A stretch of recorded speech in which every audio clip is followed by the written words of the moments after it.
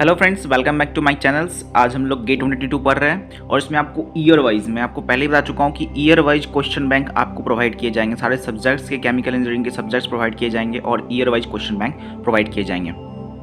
तो प्लीज़ हमारे चैनल को सब्सक्राइब करना ना भूलिए। आज हम प्रोसेस डायनेमिक कंट्रोल पढ़ेंगे, लेक्चर नंबर 2। हम लोग पहले ने एनालिटिकल मेथड, ट्रांसफर फंक्शंस पढ़ा था, एडवांटेज डिसएडवांटेज लैप्लास का पढ़ा था। इसके बाद हम लोगों ने लैप्लास के कुछ फॉर्मूलेज पढ़े थे। फिर हम लोगों ने फर्स्ट ऑर्डर सेकंड ऑर्डर बताया था कि इसको हम लोग रैंप इनपुट में यूज़ करेंगे, उसमें बताया जाएगा initial theorem, final value theorem, और इसका जो एक लिमिटेशंस है वो बताएगा कि पोलर मस्ट टू नेगेटिव होना चाहिए, अदरवाइज तुमको आपका जो एस है वो टी में, और बाउंडेड एंड बाउंडेड बताया गया था।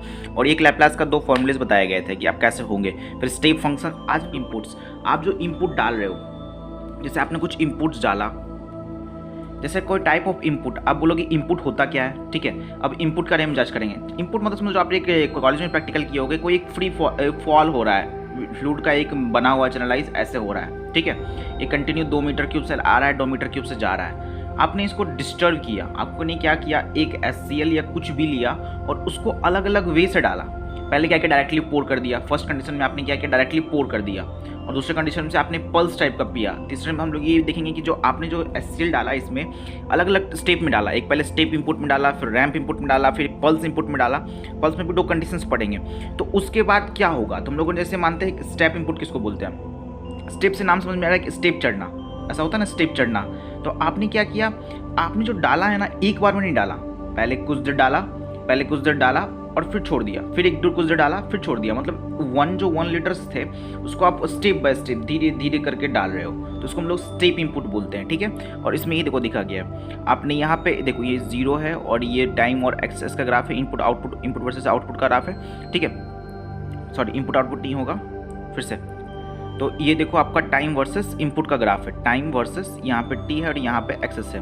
तो शुरू में देखो क्या रहा, इतना से इतना आपने कुछ नहीं डाला है, तो 0 से t लेस देन 0, टी जब 0 से कम था तो यहाँ पे ये एक्सेस था, ये एक्सेस था। फिर आपने क्या किया, एक m मैग्नीट्यूड्स का, एक m का आपने उसमें डाला, तो वो देखो m गया। और फिर आपने क्या किया, स्टेबल कर दिया। पहुँचने के बाद फिर धीरे धीरे स्टेबल करके डाल के छोड़ दिया। तो ये स्टेप इनपुट्स में आ गए। अब आता है रैंप इनपुट। रैंप इनपुट आपको ही पहले आप जो एक पढ़े होगे कि ग्राफ से ही देख के समझ में आ रहा है कि आप हर एक बार जो है एक मैग्नीट्यूड में डाल रहे हो। मतलब कोई एक फंक्शन होता है ना, y = xt, टाइम के हिसाब से कांस्टेंट रहेगा। मतलब 2 मीटर पर सेकेंड है तो 2 मीटर × 1 हो गया, 2 मीटर पर सेकेंड हो गया तो 2 हो गया। आप मतलब टाइम के हिसाब से constant acceleration toward this one. तो ये हमारा एक रैंप इनपुट का एक शो करता है। अब आती है पल्स इनपुट। पल्स इनपुट मतलब होता है ना, आपकी दिल की धड़कन पल्स की तरह होती है, पल्स की तरह होती है, ऊपर नीचे करती रहती है, इसको हम लोग पल्स इनपुट करते हैं। पल्स इनपुट में भी 2 ऑप्शंस है। या पल्स इनपुट आपका क्या हो कि आपका जो पल्स इनपुट हो, यहाँ पे एरिया = 1 हो। 1 समझ लो, इतना बड़ा एरिया स्टेप में नहीं दिखा रहा हूँ, स्टेप बोलोगे स्टेप इनपुट दिखा रहा है, बहुत कम है ये, ठीक है। और दूसरा या तो एरिया 0। उस दोनों कंडीशंस में क्या होगा, आप इस बारे में सोचो। ये स्पेशल केस है। तो देखो ये एज = 1 है, इसको 2 भाग में स्टेप इनपुट का ही 2 पार्ट लिया गया है, तो इसका लैप्लास लिखा गया a1/au × t - 0, 1/au t - 0। और फिर इसका दिखा गया कि इसको हम लोग एक फॉर्मूले में लिख दिया और ये a = 1 का हो गया। मतलब 2 स्पेशल केस पढ़ रहे हैं, रैंप इनपुट का, एक स्पेशल केस रैंप इनपुट का, ये फॉर्मूला हो गया।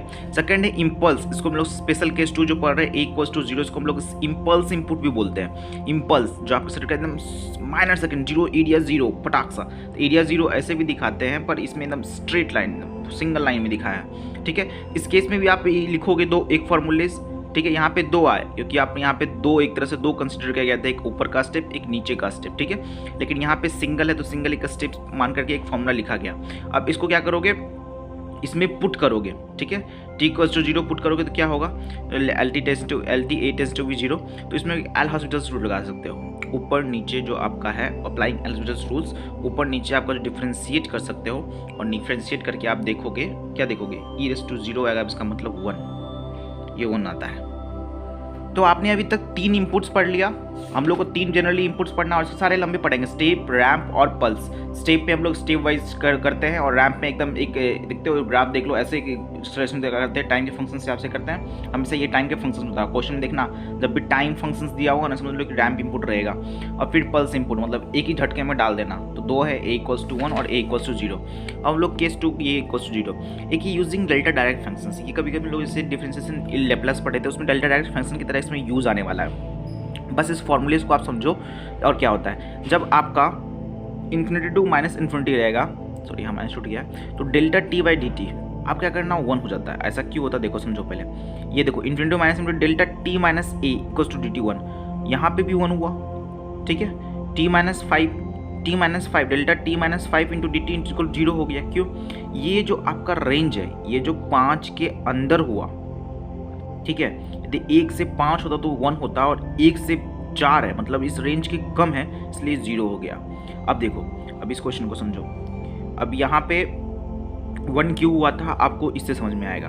देखो पहला कंडीशन सेटिस्फाइड हो रहा है क्या, 7 है, लेकिन यहाँ पे 1 to 6 दिया हुआ इसलिए 0 हो गया। अब 7 से थोड़ा बड़ा रखने वाला कोई ग्रुप आ जाए, हाँ देखो यहाँ पे 5 है, और लेकिन इसे हम लोगों ने बड़ा ले लिया, इससे बड़ा ले लिया, क्या ले लिया, बड़ा करके दिया, कि 1 to 6 कर दिया।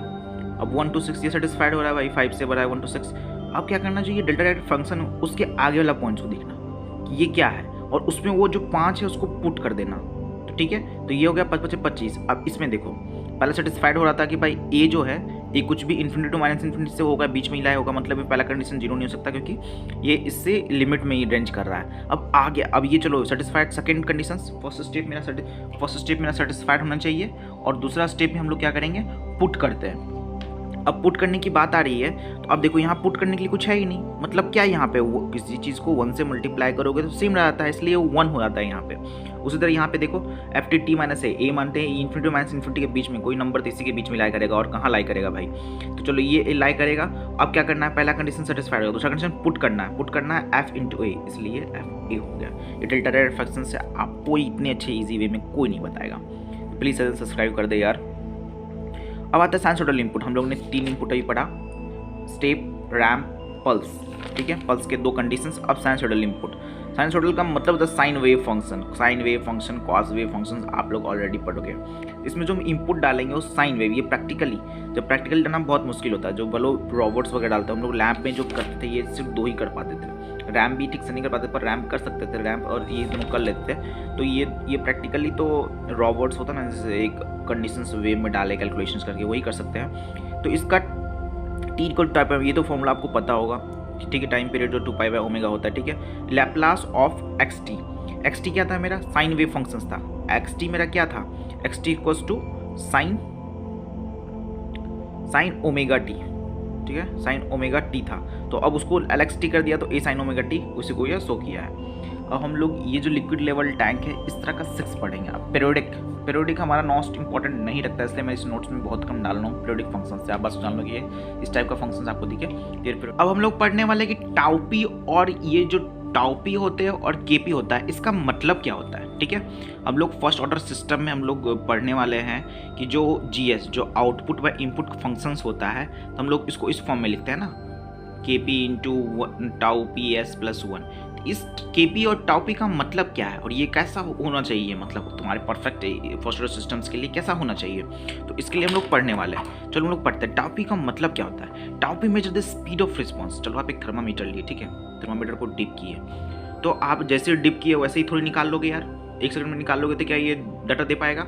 इसको यदि मानते हैं थर्मामीटर यहाँ पहले था, इसको ऊपर तक पहुँचने में कुछ टाइम लगेगा, ये जो टाइम लगेगा उसी को हम लोग टाउ-पी कहते हैं, समझ गए। स्पीड ऑफ रिस्पॉन्स, जो फाइनल वैल्यू, जो आपका फाइनल वैल्यू होना चाहिए एफबीटी, तो उसको रिस्पॉन्स आने में टाइम कितना लग रहा है उसी को हम लोग टाउ-पी बोलते हैं, ठीक है।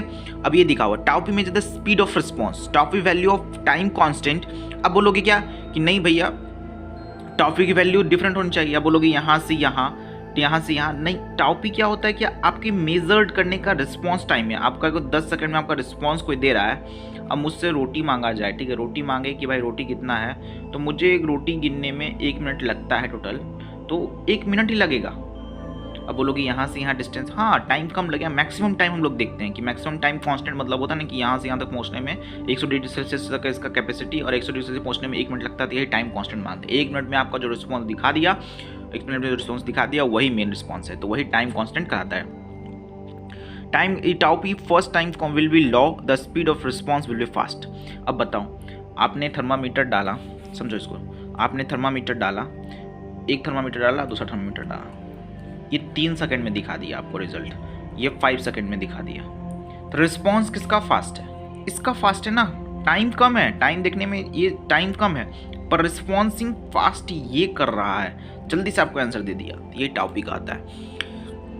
Time required for the step response to reach 63.2 ultimate value of actual. ये आपको ग्राफ में बताऊंगा कि टाइम टॉपिक को लोगों ने कैसे डिफाइन किया। जब टॉपिक को 2 हो जाएगा 63, ये स्टेप के ग्राफ में आप अच्छे समझोगे। अब सिग्निफिकेंस ऑफ केपी।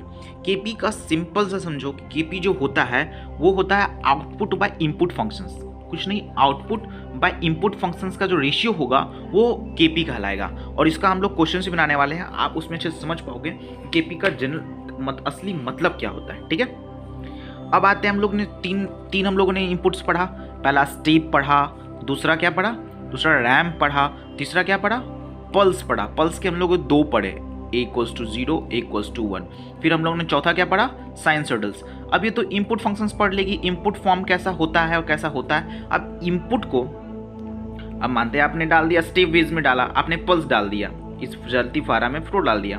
अब इसका आउटपुट का कैसा होगा, इनपुट का ग्राफ यदि ऐसा है तो आउटपुट का ग्राफ कैसा होगा, सेम थोड़ी। अब ऐसे डालोगे तो ऐसे थोड़ी निकल जाएगा, इसमें घुल गया हो, घुल करके धीरे धीरे धीरे निकलता है, तो वही आउटपुट ग्राफ पढ़ेंगे। तो यदि वो रैम्प फंक्शन रहे, रैम्प फंक्शंस का मैंने पहले बोला था कि टाइम फंक्शंस में होता है, तो टाइम फंक्शन चलो कि xt जो होगा वो mt हुआ, ये मैग्नीट्यूड है कुछ और टाइम का फंक्शंस है। तो yt जो फॉर्मूला होगा वो देखो, तुम याद कर लो इस फॉर्मूले को, बहुत काम का है mkp। देखो यहाँ पे yt = मैं जूम कर देता हूँ, yt = mkp t minus tau P 1 minus e⁻t/τ पे। टी ये टाइम जो कितने टाइम का चेक कर रहे हो, टाउ पी टाइम कांस्टेंट है, ठीक है, समझ गए। और एक्सेस जो अपने इनपुट डाला, ये इसको यदि देखो यहाँ पे टी के फॉर्म में लिखा है t × mt, और यहाँ पर यदि हम लैप्लास लेंगे, लैप्लास ऑफ xt × mt/, तो क्या हो जाएगा m/²। तो इसमें डालने पे आउटपुट जो होगा ऐसा आएगा, समझ गए। अब हो गया ये रैम्प इनपुट का इम्पल्स रिस्पॉन्स, ठीक है। तो अब ये हो गया output function at steady state. At steady state मतलब स्टेडी स्टेट में क्या होगा, yt = mkp/t-τ। स्टेडी स्टेट कब होता है, स्टेडी स्टेट कब होता है, और इसके लिए हम लोगों ने ग्राफ भी बनाया है। ये जो स्ट्रेट लाइन ग्राफ दिख रहा है ये स्टेडी स्टेट्स का रहेगा। अब स्टेडी स्टेट कब होता है इसके बारे में भी चर्च करने वाले हैं, टेंशन मत लो आप। अब देखो यदि स्टेडी स्टेट के लिए ये फॉर्मूला जो होगा, और व्हेन kp = 1, kp 1 पुट करके देख लो, then difference between input and output mt - t - τp और mtp, ये फॉर्मूलाज आप याद कर लो, इसको हम लोग पुट करके लाने वाले हैं। फिर दूसरा आने वाला है इम्पल्स रिस्पॉन्स का, जो पल्स में 2 था, a = 0, a = 1, तो उसका जो आउटपुट फंक्शन ऐसा होता है, बस याद रखो आपको इंपॉर्टेंस। भाई हाई हमने रैम्प का पढ़ लिया, पल्स का पढ़ लिया, अब साइनसॉइडल तो पढ़ना पड़ेगा। साइनसॉइडल का क्या होता है, xt क्या होता है, a sin ωt, a input, ठीक है। अब उसको yt में चेंज करोगे, a input kp 1 - τp² sin ωt+φ। अब फाई क्या है, ओमेगा क्या है, कैसे निकालते हैं इसको हम देखेंगे। पहले एम्पलीट्यूड रेशियो। एम्पलीट्यूड रेशियो क्या समझो क्या होता है, xt में था, आपने e लिया, yt में रहेगा तो a sin ωt+φ, ये तो a sin ωt+φ आया, इसमें sin ωt+φ आ जाएगा, ठीक है। sin ωt था ये, ठीक है, सिर्फ sin ωt था, t+φ था। तो इसका दोनों का जो रेशियो होता है ना, उसको हम लोग एम्पलीट्यूड रेशियो बोलते हैं, जो आपने इनपुट में यूज़ किया था और जो आपने अपने आउटपुट में यूज किया, उस दोनों को करेंगे। अब ये फाई ωt, इनपुट में तो सिर्फ sin ωt था, लेकिन आउटपुट में ये फाई आया, ये फाई को निकालने के लिए 10/τp ω करते हैं, ठीक है। अब फाई <0, फाई = 0, और फेज शिफ्ट क्या हो, फेज शिफ्ट में क्या इंपैक्ट पड़ता है वो देखते हैं हम लोग। पहले उससे पहले देख लेते हैं ये सारे फॉर्मूले जो आपको यूज़ पढ़ने वाले हैं। लैग टाइम को निकालना हो तो 5/360 × t करते हैं, और phase lag = minus phase shift होता है, ठीक है। Phase lag = minus phase shift होता है, और t = 1/f × 2π। ओमेगा को 0 करो तो फाई 0 होता है, ओमेगा इन्फिनिटी करो, आप पुट करके देख लो, यहाँ पे जितने फॉर्मूलेज हैं ना, आप ओमेगा 0 करके पुट करके देखो, फाई निकाल के देखो, ठीक है, आपको फेज शिफ्ट मिल जाएगा। रेंज ऑफ फेज शिफ्ट -90 से 90 पड़ता है। अब ये ग्राफ देखो जिसमें आपको बताना होता है कि एम्पलीट्यूड का टी क्या होता है, आपको एकदम पूरी तरह समझ में आ जाएगा, और फेज शिफ्टिंग बताऊंगा, ठीक है। ये वाला देखो जो दिख रहा है ना, ये लाइन, ये इनपुट का ग्राफ है और ये आउटपुट का ग्राफ है, वीडियोस में थोड़ा सा हो गया, ठीक है। अब ये जो होगा इनपुट वर्सेस आउटपुट एम्पलीट्यूड, ये एम्पलीट्यूड का आता है, इसका ये एम्पलीट्यूड हो गया, इसका ये एम्पलीट्यूड हो गया। अब इस दोनों में कोई डिफरेंस तो होगा ना, इस डिफरेंस को हम लोग बोलते हैं amplitude output by input ratio. T = 2π/ω पढ़े थे, ये टी रहा, ठीक है। अब देखो अब लोग 3 कंडीशंस पढ़े हैं, फाई <0, फाई = 0, फाई <0। आउटपुट्स देखो, अब फाई <0 हुआ तो क्या होगा, हम लोग फाइल को output sine wave is lagging from the input sine wave, ठीक है, समझ गए। और फाई = 0 रहा तो क्या होगा, output and input sine wave दोनों का are in the same phase, ठीक है। अब phi less than 0 output sine wave is lagging reader in input sine wave. पहला, अब ये देखो बहुत सारी चीज़ों में प्रूफ ये सब लंबा खिंचा होता, मैं आपको सिर्फ बताऊंगा ये 1 2 3 और 4 5 ये जो फॉर्मूलेज 6 है 7 8 9 ये फॉर्मूलेज को आप याद रखो कि कैसे कंडीशंस में क्या करेंगे।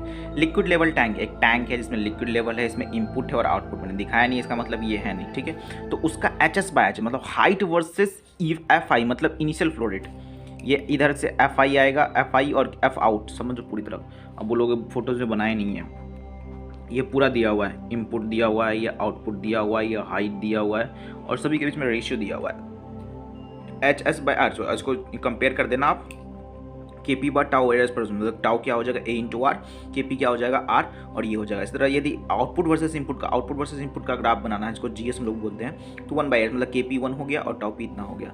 Liquid level tank with constant flow rate, अब क्या किया इसमें पंप लगा दिया। पहले कंडीशंस में एक वॉल्व था और इनपुट और आउटपुट था और उसको जो, ठीक है। अब इनपुट आउटपुट क्या इनपुट हो सके साइन वेव में क्या फंक्शन हो सकता है और रैम्प इनपुट। अब इसमें जो पुट करना होगा हम लोग इस हिसाब से हम लोग डिपेंड करेगा, ठीक है। यदि मानते हैं इनपुट साइन वेव रहा, यदि इनपुट यदि साइन वेव रहा तो FIS क्या हो जाएगा sin ओमेगा t + 5, जो यहाँ पे sin ओमेगा t हो जाएगा, सॉरी। और इस तरह इनपुट जो होगा उसका से अकॉर्डिंग करके आप HS का मतलब जो आउटपुट का वेरिएशन से हाइट का वेरिएशन से वो निकाल सकते हो और इसका आउटपुट का वेरिएशन आप निकाल सकते हो। इस तरह है कांस्टेंट, यदि अब एक पंप लगा हुआ है कांस्टेंट फ्लो कर रहा है तो उसका कैसा होगा, कांस्टेंट फ्लो कर रहा है, इसमें पंप नहीं है, इसमें वॉल्व है, ठीक है। और जो फ्लो रेट मेंटेन करना मानते 5 का था और 2 का, तो जो ये वॉल्व एक बार कंडीशंस लगा करके छोड़ दिया गया, बार बार वॉल्व को जो घुमा नहीं रहे हो, मजा मस्ती नहीं कर रहे हो वॉल्व के साथ, तो इस तरह करके। और इसमें देखो हम लोग कर रहे हैं, ये हम लोग पंप लगा दिए और इसको रख दिए। अब लिक्विड लेवल टैंक है, अब देखो इसमें एक आएगा कि KP कभी ना होता है KP, जो हम लोग KP कहाँ पढ़े थे, KP/ARS+1, तो मतलब KP/τS+1। अब कभी कभी ना क्या करता है ना कि फ्लो रेट जो इनलेट का है, यदि फ्लो रेट इनलेट का टाइम का फंक्शंस दिया हुआ रहता है ना रैम्प इनपुट में या किसी चीज़ में, तो क्या करना KP निकालने के लिए ना उसको डिफ्रेंशिएट कर देना, dxt/dt करके डिफ्रेंशिएट करके उसको हम लोग निकाल देंगे KP। अब बोलोगे टाउ P भी से निकालो, टाउ P नहीं, टाउ P का फॉर्मूला भैया अलग होता है KP का। अब KP का फॉर्मूला यहाँ पे 1 था और लेकिन टाउ P का AR था, लेकिन यहाँ पे KP का फॉर्मूला R था और R से हम लोग AR निकाल सकते हैं गुना करके, तो ये अलग बात है, ठीक है। डिपेंड करता है कंडीशंस क्या है। तो सिंपल है स्टर टैंक रिएक्टर, इसमें देखो पहले वाले में स्टर था क्या, घुमाने के लिए हम इनपुट आउटपुट बोलते हैं, स्टर नहीं बोलते, इसमें स्टर लगा दिया भैया, हीटर भी लगा दिया, इसको मीजो मल्टीपल है, ठीक है, मल्टीपल इनपुट सोर्स है, ठीक है।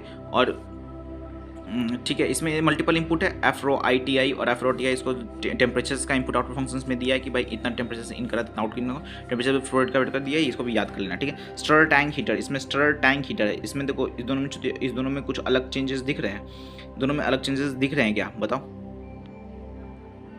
इसमें मल्टीपल इनपुट था, इसमें मल्टीपल इनपुट की बात ही नहीं उठती भैया, सिंपल डेंसिटी कांस्टेंट है, इसमें ऐसा वक्त तो दिन नहीं है कि डेंसिटी कुछ चेंजेस है, तो इसमें ऐसा करके फॉर्मूला बना दिया। फिर CSTR है, CSTR का तुम तो भाई CRE में पूरा पढ़ेंगे हम लोग। CSTR क्या होता है, first order second order, first order reactions के लिए ये फॉर्मूला होता है और सेकंड ऑर्डर रिएक्शंस के लिए क्या होता है। फिर ये मिक्सिंग प्रोसेस, एक सिंपल सा प्रोसेस में मिक्स कर रहा है तो उसके लिए ये फॉर्मूला है। अब सेकंड ऑर्डर देखो, सेकंड ऑर्डर में लंबे लंबे फॉर्मूलेज होते हैं, तो मैं उतना ज़्यादा डीप में नहीं घुसने वाला, जो हम लोग को यूजफुल थिंग है गेट के लिए हम उतना ही पढ़ने वाले हैं और ये इतना पढ़ेंगे। टावर फंक्शन होता है KP/τS² + 2ζ+τS+1 और इसको मेजर्ड स्पीड रिस्पॉन्स पे हम लोग मेजर कर सकते हैं, ठीक है।